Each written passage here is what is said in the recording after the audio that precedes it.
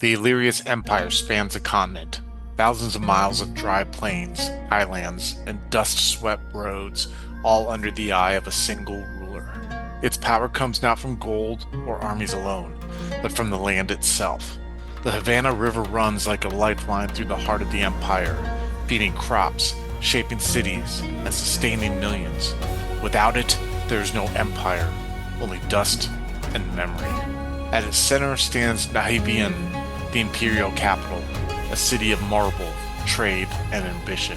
Its streets are alive with voices from every corner of the realm, and its silence hides more than it reveals.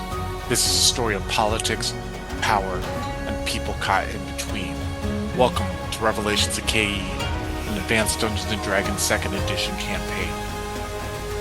All right, welcome everyone to the character creation session of Revelations of Khayee, an Advanced Dungeons & Dragons 2nd Edition game. This is I guess I'll call myself a Dungeon Master now, Chris. I'm joined here by 4 players, 2 OGs to Twin Saves by Night, Slavic and Mitch, and 2 folks who we've known for a while, just from them being involved and listening to podcasts, Rodney and Scott. Hello, gents. How you guys doing? All right, so the plan here, what I'm going to do first is I'm just going to kind of explain what my goal is and like what the structure of this character creation is going to be. And then I'm going to go ahead and give a little background to like the setting, a little bit background to like different aspects of the setting. What my goal here though with you all, to be honest with you, is I feel like just like what we've done in other games that we've ran on here, and especially I think of like War is on Fire, is how I'll just kind of build the framework of this setting, and a lot of the actions, a lot of things that you guys will do in this story will add to this world that I'm kind of like trying to create here. When it comes to the character creation, I'm going to have you all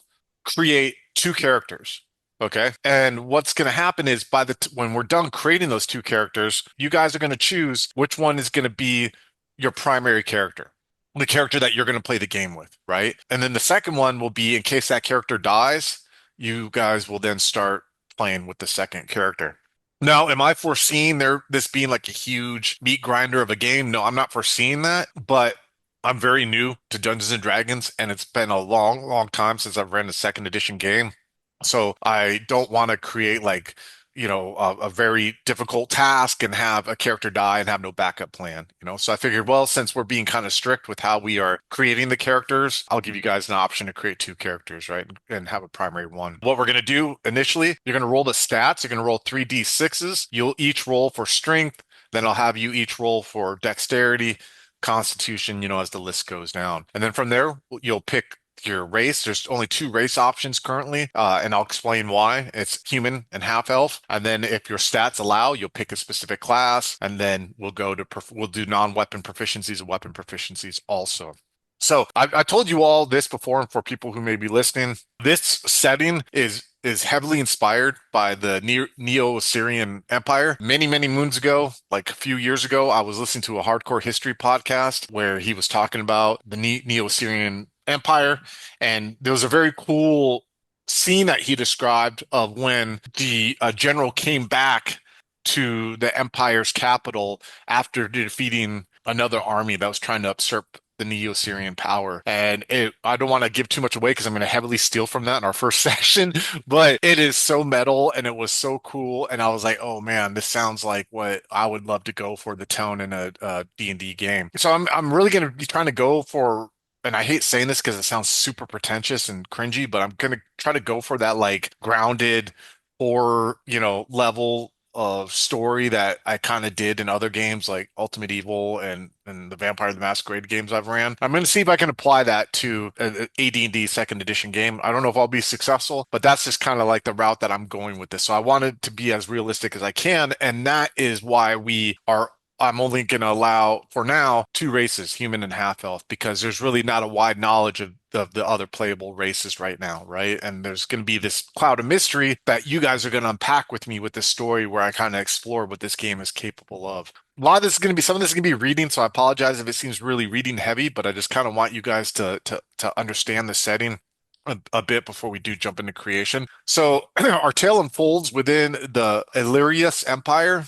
The empire that this game is going to take place in. The undisputed power of the known world. Its domain stretches across thousands of miles, binding together countless peoples, lands, and cultures beneath the emperor's ever-watching gaze. The land itself is one of contrasts. Much of the empire lies in arid plains and rugged highlands, where the summers blaze with unrelenting heat and winters bring sharp, cutting winds.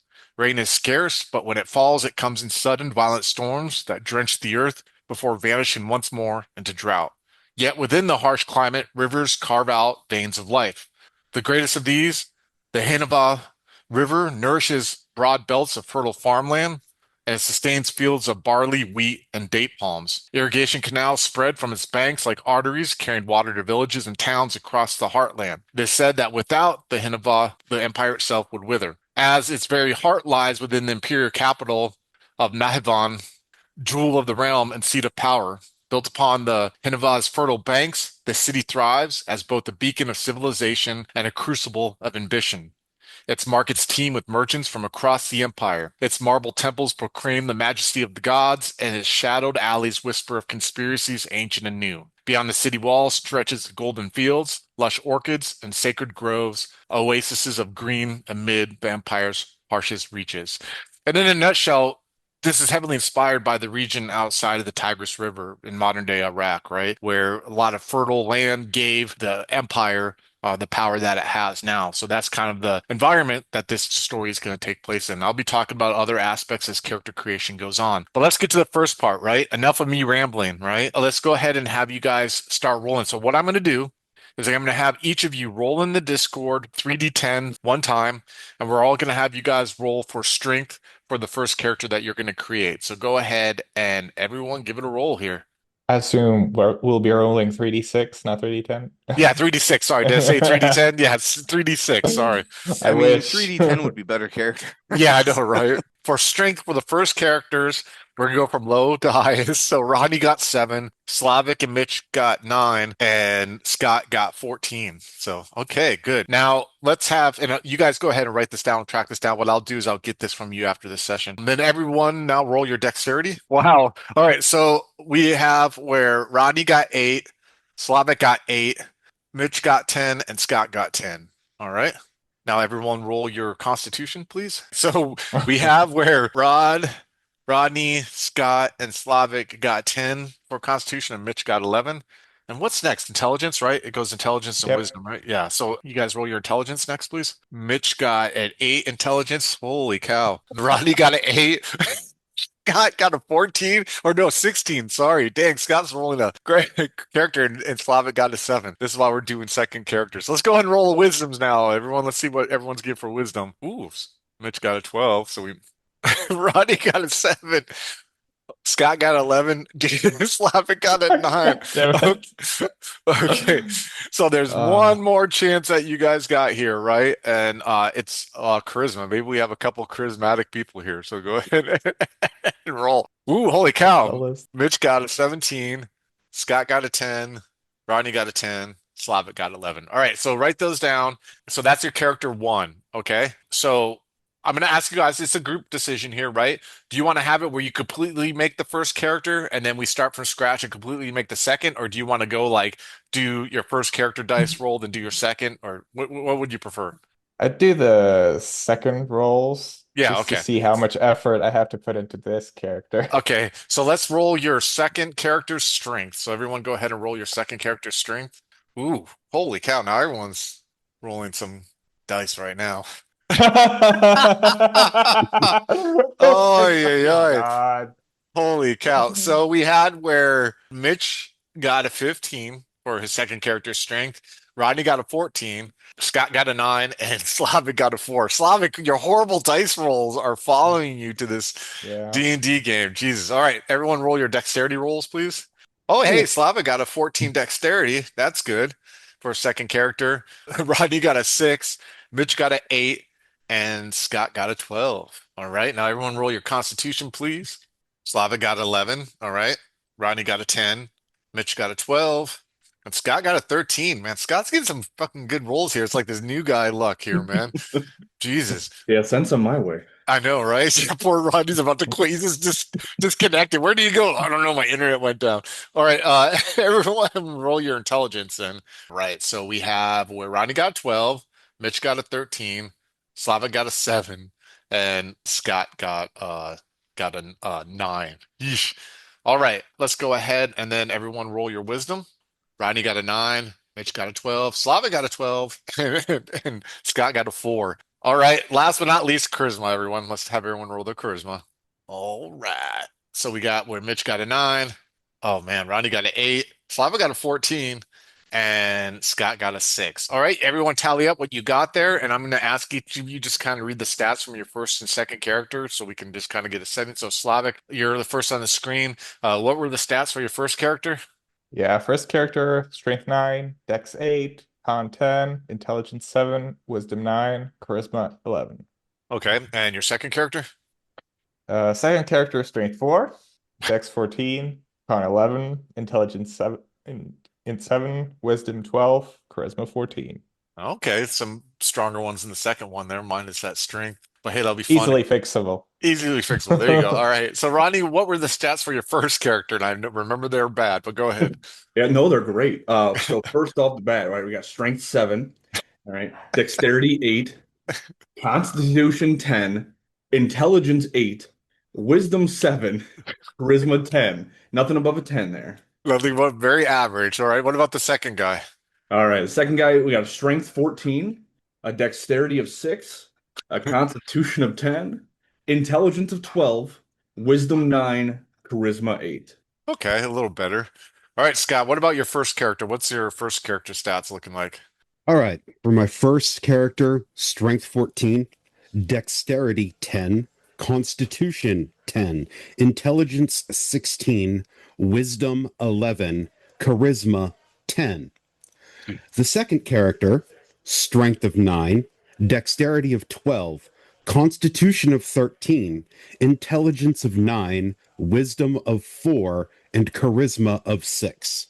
Very nice. All right, and then finally, not last but not least, the man of many voices, Mitch. What's your first character stats? Okay, so the first character has a strength of 9, a dex of 10, a con of 11, an intelligence of 8, a wisdom of 12, and a charisma of 17. I know it's like so. All right, go ahead. What's your second character? I'm sorry, I just can't. Go ahead. I don't know why I find it so funny, but go ahead. Second one's got a strength of 15, a dex of 8, a constitution of 12, an intelligence of 13, a wisdom of 12, and a charisma of 9. All right. All right, cool. So now we know the stats for your two characters. I'm going to give you guys some time to decide between what race you want those two characters to be. It's either going to be human or half elf, which really is no adjustments for those, but just kind of whatever you feel. Just I feel like I should share this too before you make the decision, right? The half elves aren't going to be, for lack of a better term, in character aware of like their elven ancestry. It's going to be like probably one of their parents they're not going to know or whatever, and they're going to be a little off, for lack of a better term, or little things that are different that might make them stand out. But I just want you guys to know that before we continue on. So I'll give you guys a little bit to think about it. Once you're ready, just let me know. One half elf, one human. All right, one half elf, one human. Scott, and what did you select? One half elf, one human. All right. Rodney? I'm gonna go both human. Okay. And Slavic. Also both human. Half elves don't deserve these stats. There you go. Oh wow. Same way. Jumping on that grenade for them, man. There you go. Okay, so now you all are going to select a class. Take your time, right? Select a class for your first character and select a class for your second character. But again, I want to stress, take your freaking time, right? I don't want this is your guys's this is a character that's going to add to this world, right? So I don't want to rush you guys. If you have any questions, unmute and ask, and I'll go ahead and answer those questions there. And then when you guys tell me what your selections are, I'll read some more off of what I've written down for this course. So I'll let you all know. Go ahead, though. The time is yours. Take your time. Just keep in mind that class availability depends on your stats. Oh, for sure. Yeah. And you got to really pay attention to that, right? So, and if you have any questions about that, let me know, but really depends on your stats for sure, 100%. Do you have any specific deities already created for your world? Yep, I do. I do. Good question. And I'll go ahead and I'll break them down on what they are. Okay. So these are the four different gods that you can choose from. All right. And I'm going to read just directly from here. Mhm. So I apologize if it sounds like I'm You're reading fine. from some. All right. The first god is Nahivian, the god of the city and empire, known for its domains of like law, protection, loyalty, civic order. But it's the patron of the city, it's of the empire itself. It's the symbol is shown as a crowned man clad in marble armor. Priests of Nahivian serve as administrator, judges, and civic protectors. Many work directly in governance. Temples resemble fortress palaces, often doubling as city halls or courts. Clergy wear gray and gold robes trimmed with red. The beliefs and practices are the empire itself is Nahivin's body, and the city of Nahivin his heart. Loyalty to the empire is loyalty to the god. Treason is blasphemy. Monthly civic festivals renew oaths of citizenship, celebrated with public feasts and parades. The next god is Suruhin, god of the sun and justice. It's known for sun, justice, purity, truth, righteousness, righteous war. Its symbol is a radiant warrior, armored in gold, halo blazing like the sun. The symbol itself is a gold sunburst, with balanced scales in the center. The clergy are known as priests and inquisitors, judges and paladins. They often accompany the Crimson Harvest, which is a warrior group I'll explain later, to sanctify campaigns. Temples are open roofed courtyards where sunlight is constant, with mirrored surfaces to reflect radiance. Clergy wear white and gold vestments with a sunburst painted on their foreheads during rites. Beliefs and practices is justice is not merely law, but divine truth, and injustice is a shadow to be burned away. Daily prayers after sunrise are required of all devout. Annual festival of radiance at midsummer marks the Sunheen's victory over darkness. Next, you have Aranki, a god of earth and wisdom. They're known for like their symbolism is known for like stone, patience, wisdom, tradition, cycle of nature. Their symbol is a stone circle with the oak leaf in the center. The priests are teachers, lore keepers, and counselors. They also serve as mediators in disputes. The clergy wear robes of brown and green with stone pennants marked by runes. Their practice is wisdom, lies, and patience. All things endure through cycles. They have rituals at planting and harvest time, and their temples are within villages of where the fields and the harvest occur outside the city. Then finally, the final religion is the God whose name cannot be spoken. He's the one true God to a group of part of the populace that once had their own kingdom and that were subjugated and conquered by the empire. There are no holy images. Any attempt to show the nameless one in any kind of form is considered blasphemy. They do have some symbols to show that of their religion. The symbol usually is an empty circle representing divine purity. Priests call themselves servants of the covenant. They preach open but are often shunned by the other three religions, even though they're tolerated. Temples are hollow stones with no statues, only inscriptions of holy words. Clergy wear plain white or black robes to show humility. And like other priests, they own little personal wealth, seeing riches as vanity. And the main thing is that they don't believe in any other god. And they have a strict belief in an afterlife where basically their souls will be judged on their actions on the earth once they are dead. So I hope that answers your questions there. Or if you guys have any other ones, let me know. Thank you. So what if none of our stats don't fit any class? Okay, so that's going to be a tricky one, right? I will let you take away one point from one of your stats and add it to another if it fits you into the minimal of that certain class. All right, sounds good. All right. I think I'm going to roll Druid and Cleric. Okay, we have Druid and Cleric. All right, Druid for the first one, Cleric for the second. Got it. Yeah, Yeah. because the first one has the charisma for it. Yes. I'll have fighter and thief. All right, fighter and thief. My, I'll be the opposite of thief and fighter. Okay, Nice, nice. gotcha.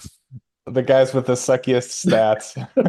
Hey, I mean, you could be an intelligent fighter. You know what I mean? Like, we could really, I mean, hate to say it, but you could break the mold with this, and like be more than swinging a sword, I guess. I don't know. True. The moving the one stat allowed me one class, thief. Oh, really? Oh, wow. Yeah, That'd be fun, man. All right. I'm excited. I'm thinking wizard fighter. Okay, a wizard and a fighter. Okay, awesome, nice. So we got everyone's class. That went relatively smooth. All right. Next, we're going to go ahead and you're going to choose an alignment. The only alignment that will not allow is chaotic evil. Can't have like, you know, anything like that for now. But I mean, lawful evil, neutral evil doesn't mean you're like a mustached, really bad guy, right? It just means you have a unique take on things. So I'll let you guys decide for each character which one is going to be. Chris, what are the alignments of the gods? Ooh, very, very good good question. Here, let me pull it up here. And it's funny I didn't write that down, but I'm gonna make a command decision here, right? So for Nahevian, it's gonna be lawful good. That's gonna, go with the empire itself and all that. Surahin is going to either be chaotic good, lawful good, or neutral good. Iranki is going to be neutral or neutral good. And the god whose name cannot be spoken can either be chaotic good, neutral good, or lawful good. I know I don't have any evil gods introduced as of yet.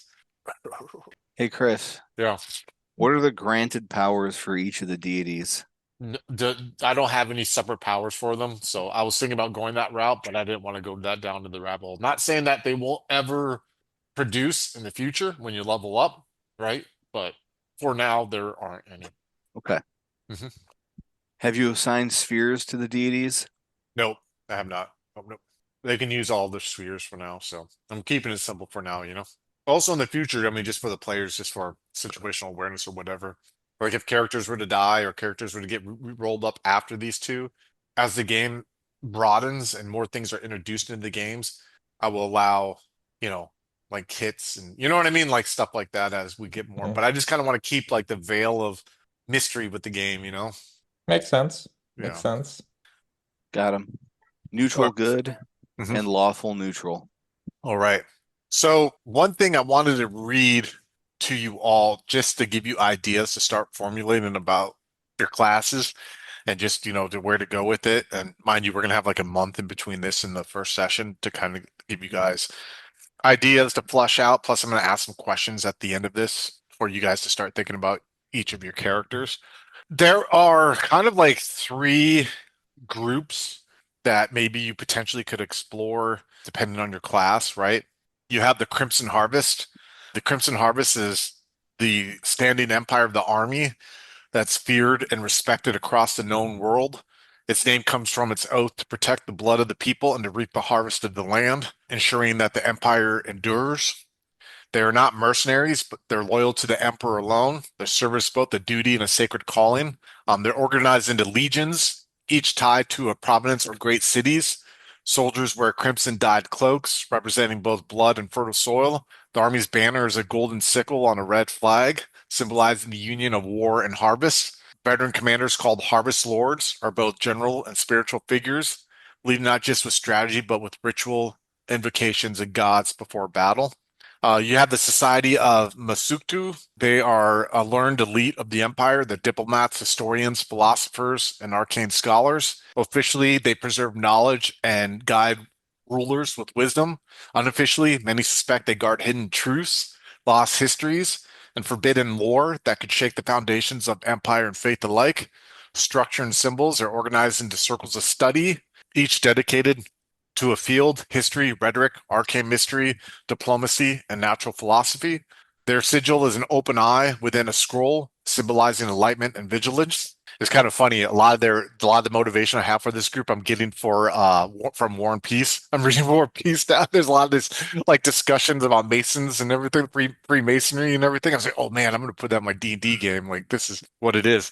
And then finally, you have the Sao Uzing. They are the Empire's shadow, the spies, informants, and secret keepers to ensure no plot grows too large. They are everywhere and nowhere. Their alliance tied to the emperor, but their motives often their own. Fear of them keeps nobles cautious, generals loyal, and even priests careful with their sermons. They're organized into cells, each unknown to the other, and only a few masters aware of the greater web. Their emblem is whispered to be a silver ear upon a black field, though rarely seen. They wear no special uniforms, and their secrecy lies in blending perfectly within the populace. So, not saying that like I'm just throwing those out there. It doesn't mean, for example, that like the Sun Uzini or have to be like just rogues. Like you could be a fighter in there, or you could, whatever it may be. Usually wizards, though, they will be part of the society of Masutu because wizards in this magic, the way that I'm treating magic and wizards in this setting is that magic isn't widely known, right? So it's more kept as like hidden behind like layers of like ritual, and kind of hidden from the public, right? That's how I'm gonna be kind of like treating it within this game. All right, so we have that. We have everyone's alignment. Next, you're gonna record your saving throws and thacos. So go ahead. I mean, you don't have to tell me that, but you can go ahead and track those. Let me know once you're done tracking those in your character sheet, please. All right, cool. All right, so everyone has their saving throws. I'm not going to make you guys all write it down, or not write it down, repeat it, right? But I will have you guys roll your character's hit dice, just so you know. Warriors is 1d10, Priest is 1d8, Rogue is 1d6, and the Mage is 1d4. So go ahead and roll that in the Discord for me. All right, so I'm going to have you guys read off the hit points for your. Let's just do like a quick summary of your character. You don't have to read the stats, but like just say the class and just so the hit points for it. So go ahead, Slavic, I'll have you go first. My fighter has 10 hit points and my thief has 1. Holy cow. All right, Rodney, I'll have you go first. All right, my thief has 3 hit points, and then my fighter has 7. Nice. All right, Scott, I'll have you go next. My wizard has 1 hit point, and my fighter has 3. Dang, all those high rolls you got, and then the hit points didn't come through. All right, Mitch, go ahead, you're next. My druid has 5, it looks like, and my cleric has 3. Oh, okay, cool. All right, so now we're going to go to the proficiencies. If you go to table 34, it will show you proficiencies there. You're going to choose weapon proficiencies based on your class. And if you're a warrior, you could put 2 into a specific weapon if you want. And then you'll choose non-weapon proficiencies also, depending on the table there. I just think it's a cool idea. I was debating on it, but I feel like it'll allow you to flesh out your character a little bit, right? Maybe make up for some of the weaknesses or correlate to some of your strengths. So I'll give you time to go ahead and do that. Slavic, I'll have you go first if you want to read your weapon proficiencies and non-weapon proficiencies for each of your 2 characters. Right, so Yangi, my fighter, he has 2 slots for longsword, shortbow, and sling. And for non-weapon proficiencies, animal handling, swimming, and hunting. Asher, the thief, has dagger and sling. And for non-weapon proficiencies, rope use, cooking, and reading lips. Nice. I liked how I was going to have you guys do names for your primary character, but you already got to beat me to it. Next, I will have Scott, if you want to go ahead and read what each of your characters has. So my mage Mortog, he took a weapon proficiency of dagger. His non-weapon proficiencies is reading, writing, spellcraft, brewing, and ancient language. My second character, the fighter Slan, his weapon proficiency is bardiche. His non-weapon proficiencies is cobbling, running, architecture, and endurance. Mitch, you want to read yours? So character 1, weapon proficiency is longbow and spear. Non-weapon proficiencies are brewing, herbalism, and navigation. Character 2, weapon proficiencies are short sword and spear. Non-weapon proficiencies are agriculture, brewing, reading and writing, and religion. Figured someone had to be literate. Yeah. And then Rodney, if you can go ahead and go over yours. Yeah, absolutely. So, my first character is going to have the weapon proficiencies, short bow and scimitar. And then the non-weapon proficiencies, direction sense, disguise, local history, and set snares. And then my second character will have the weapon proficiencies of longbow, the specialization 3-slot one, and longsword. And then non-weapon is going to be Boyer Fletcher, and then endurance. Awesome. All right. So now that you've put all of this work in, right? I'll let you guys discuss amongst each other what you would, which character is going to be your primary character. You guys can decide as a group what you think would flow better, or you can decide as a player. I really don't care. What is going to be the party that's going to start off this story of ours? Well, I'm having a hard time deciding because my fighter has extremely mediocre stats, but he did roll 10 hit points for level 1. My Yeah. thief has extremely lopsided stats, strength of 4, so -2 to Thaco, but also 1 hit point at level 1. Yeah, right. I guess it's going to kind of go based off what the other players might want to play, like Yeah, what will correlate with that. Does anyone have in their head like hardcore which character they want to play? nah. Did Sure. until I rolled hit points. For me, I mean, I want to play my thief first. I'll just straight out the gate. I feel like it's the one with the lower stats, so I feel like it has the most story to tell. Okay. It has the most growth potential. But I feel like it also could fit pretty much anywhere. All right. So we got Rodney wanting to play his thief. Does anyone else have like anything that they feel that could go align with it? I mean, or you could just all pick your favorite one and we could just make it work, right? You know what I mean? That'll even lead to the randomness of stuff, you know? I Honestly, I mean, could flip a coin, but I think I'll run with my druid first. Okay, you're druid. All right. So we got a druid and a thief. You know what? I'll probably go with a fighter purely Okay. because I picked the evil alignment and our party needs a self-serving bastard. Oh yeah, what alignment? What evil alignment did he pick? Lawful? Neutral evil. Neutral evil? Okay. Yeah, I wanted to like go with the low stats and him having like a huge chip on his shoulder and My feeling inferior to everybody. That'd be good, dude. That'd be a good thing to play. Yeah.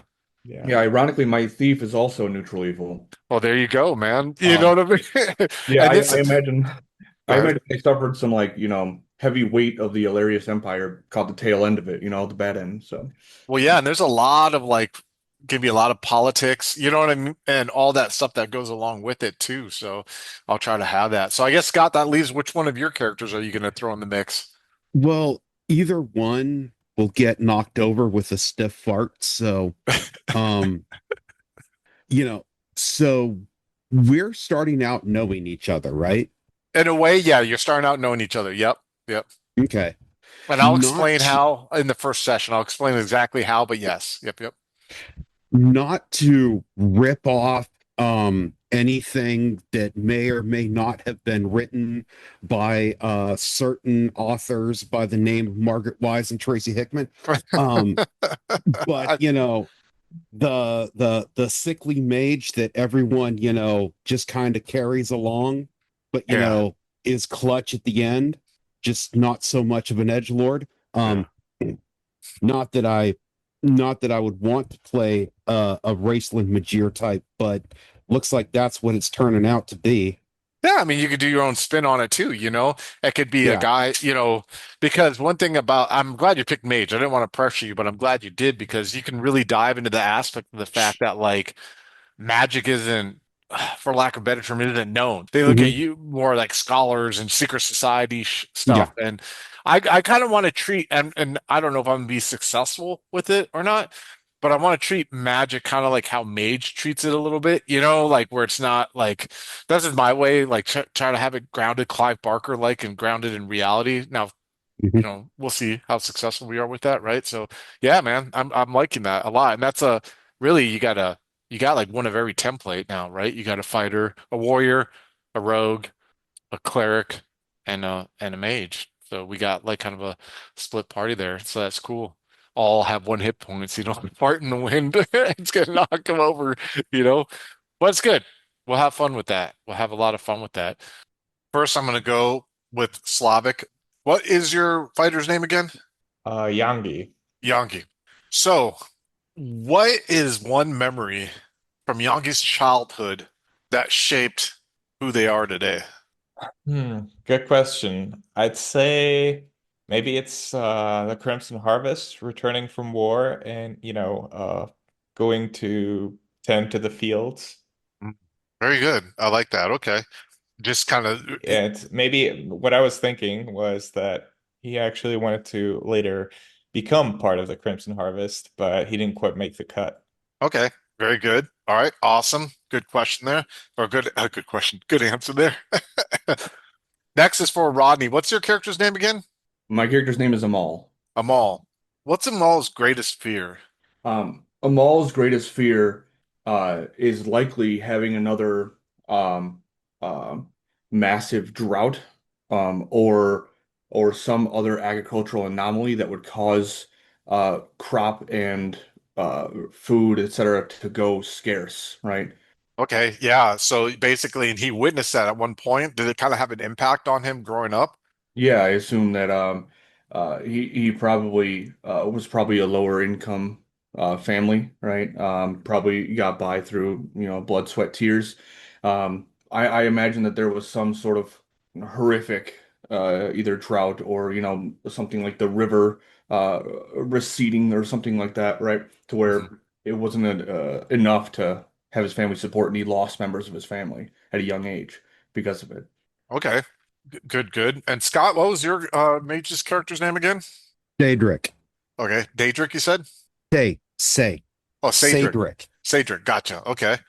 What is your character's biggest motivation in life? I would say that Cedric's biggest motivation in life is knowledge. Okay, I like that. Awesome. All right, and Mitch, what was your character's name again? My character's name is Bazi. Bazi. What is Bazi's greatest temptation that he's most vulnerable to? Probably leaving the edges of the empire and falling into a luxurious life or a relaxed life in the cities. Did that go against his belief structure being a druid? It does, but it's very tempting because it's lazier. Okay. So would you say he deals with sloth in a kind of way that he combats being lazy sometimes? Sometimes, yeah. Okay. So, Slavic, who would your character die for without hesitation? Absolutely no one. Ooh, I love that answer. Very good. Very good. Okay. Okay. Rodney, who's the one person that you hope never finds you? Oh man. Um, let's say uh a woman named Farah. All right. Mhm. She was uh a tax collector, right? Or a cultivation expert or whatever you want to call it, who would rake in whatever funds, crops, all right, taxes were necessary to bring back to the empire. Is it because that she owes you or you owe her, or what led it to where you hope she never finds you? I imagine my character probably struck her at one point and fled. Okay, Uh, gotcha. Okay, I got that. And so he has fear of retribution. yes, the full weight of the empire coming back down Okay, in whatever, you know. form it can, in whatever form it can. Yeah. Okay, Scott, does your character Yeah. does your character carry guilt for something that they didn't do? Yes, they do. The guilt that my character carries is when he was young, his mother got very, very, very sick, and she was slowly wasting away due to a disease. The clergy couldn't do anything. All they could do was offer their prayers. And he racked his brain, searched everywhere, high and low, looking for the knowledge to save his mother. But in the end, he couldn't find the information fast enough. Oof, oof. Okay, and that's kind of is that what led him to where to That's yeah. his drive for knowledge. Gotcha. Okay. And he's a half elf, which is going to lead to really interesting things because you don't know your father. Like your mother was the only, you know what I mean? Like Hmm. parent that you had. Okay. Ooh, we're going to have fun with that, man. We're going to open up some childhood trauma wounds with that one, man. So that's going to be good. Mitch, what is one thing you want people to forget about you? Probably all of the mistakes of his youth, And what were those? Like, what were they like? giving in to all of the licentiousness and sloth and hedonism. Ooh, he had a history ooh, he had a history of getting a little freaky freaky with that stuff. Yes. And Does he it? probably joined the Sa Uzni to try to get himself out of the gutter, so to speak. Okay. Okay. Very nice. So Slavic, your character. If you could undo one decision in your life, what would it be? Wanting to join the Crimson Harvest, the Legion. Wow, you would undo that if you could. Why? Is there has it consumed you, made you bitter, or has it like, Yeah, definitely extremely bitter and hateful towards himself and the rest of the world. oh wow. It's just kind of like a shame for him. So he has a his character has a relatively low self-esteem, you would say, or self-hatred? Yeah, yeah, definitely. But the one where they kind of turn that hate on others. Oh, so it's not known. He's not self-deprecating in Yeah, front of people, but internally he is. yeah. Okay. So, Rodney, your character, does your character believe that their fate is written, or is it theirs to shape? Um, I believe that belief probably changed over time. When he was young, probably that it was written, that there was nothing he could do. I imagine at this point, though, he believes that he can shape it himself. Okay. Scott, I think this question right here, I saw this question, I'm like, man, with how we're going with your character, Okay. does your character feel fear death itself or dying without meaning? My character would fear death without meaning Okay. And why is that? because life, it's because he's seen how fragile life truly is, that death without meaning is basically an affront to is just an affront to everything that he stood for. Yes, this person is quite, he's the bookworm, he's got to know it, but wasted a wasted life is not a life worth living at all. Nice. See, you're not wrestling, right? You're already at That's good. Mitch, what's your character's ultimate goal, and what are they willing to sacrifice to get there? Friendship, innocence, their soul? His ultimate goal is personal redemption in a way that brings him honor, and he's willing to sacrifice very nearly anything for it as long as it won't bring harm to someone else. Does he feel like people look at him as not being an honorable person or look down upon him, and that's why he feels that he wants that? He looks at himself that way. Hmm. Gotcha. So it's more internal dialogue. Okay, that makes sense. All right. Final question for your character, Slavic. Does your character believe people can truly change, or are they doomed by who they were? And this I might think he be has to even believe that. I think he has to. Otherwise, that people can change. yeah. And is he struggling to do, is he trying to do that no matter how hard it is and it's just a struggle? I'm not sure if he's trying to be better though. Hmm. He's trying to be better, yeah. But Yeah. Maybe he thinks he can become more competent, stronger, but with the past experiences he's had, yeah. uh, if he becomes stronger, he might be worse. Oh, dang, dude. Okay. That's fucking intense, dude. Rodney, your character, because he's neutral evil also. So I think this question would be good for your final question. What line will your character never cross, no matter what? Oh man. Um, he won't sacrifice himself or his sanity for another's cause. All right. So he's very self-preservation mode. Got it. Final question for you, Scott. Okay. What is the worst thing your character has done, and how did they justify it? when when he was about a late teenager, and the magic began to manifest within him, because he wasn't the he was the butt of a lot of jokes, especially, maybe it's because he has more elven features than human features, so he stands out.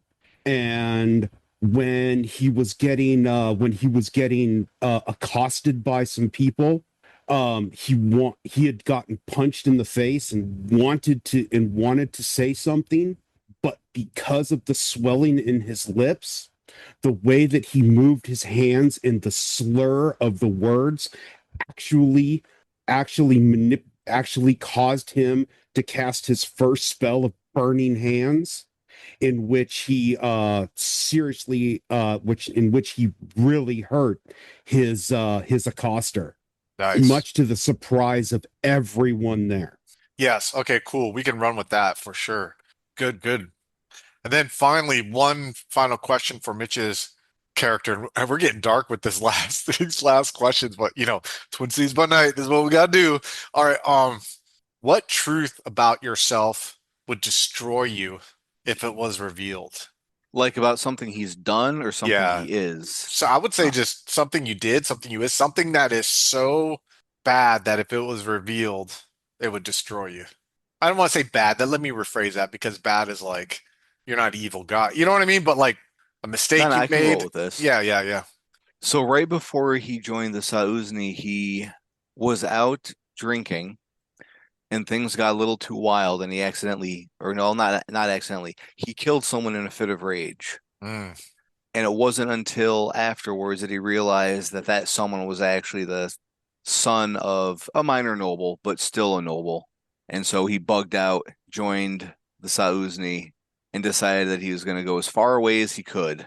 very nice. I like that. So I think we got a good kind of like foundation, right, for your characters and what we can do in the next month is what I'm gonna have you all do is I'm gonna have you guys annotate all your stats for your primary character and your background character or backup character and post those sheets in the Discord. And then what we'll do is we'll slowly build upon the background of your primary character a little bit if you want to. And then when we do our first session, we'll just introduce your characters officially. Hey, thanks for listening. Producing this podcast takes time, energy, and real cost, from hosting fees to editing and artwork. If you enjoy what we do and want to help us keep creating, consider supporting us on Patreon. Even a small pledge makes a big difference in covering expenses and letting us focus on bringing you more stories, more episodes, and better quality. You can find the link in the show notes. We'd love to have you as part of our community. Also, feel free to join our Discord, which is also listed in the show notes.